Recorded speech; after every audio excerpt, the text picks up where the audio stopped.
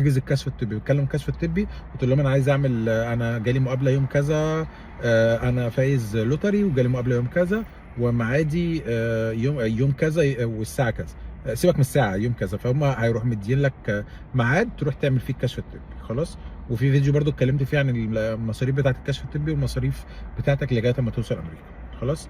لغايه بعد ما توصل امريكا، يعني لغايه اول شهرين، يعني لغايه ما تشتغل. خلاص. طيب، بعد كده احنا كده حجزنا الكشف الطبي. خلاص، وربنا كرم وقابلته برضو، اتكلمت في فيديو هتلاقيه بيتكلم عن المقابله. خلاص. هتستلم الظرف من الاس ال اس، هتستلم الباسبور والظرف.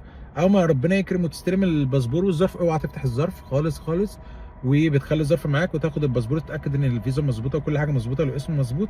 وطبعا لو اسمك كبير، الميدل نيم هتلاقي الاسم طالع يعني مش كامل، فده عادي، بس المهم ان الفيرست نيم واللاست نيم، الاسم الاول والاسم الاخير، يبقوا مظبوطين. خلاص.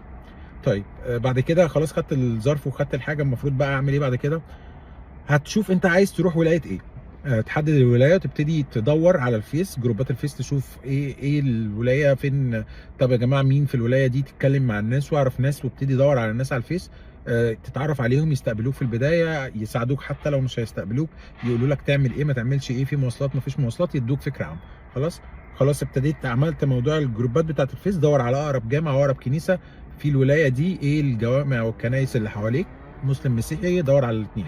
خلاص. وابتدي شوف الناس اللي فيها، في مثلا شيخ، في ابونا، في يعني ايا كان اللي يقدر يساعد، تبتدي تكلمه وتقول له انا جاي الفتره الفلانيه ومحتاج مساعدتك، يعني مساعدتكم، ولو تقدروا تساعدوني توصلوني بناس تقدر تساعدني. كل ده على الفيس قبل ما تيجي، علشان لما تيجي هنا يبقى في حد واقف معاك من البدايه.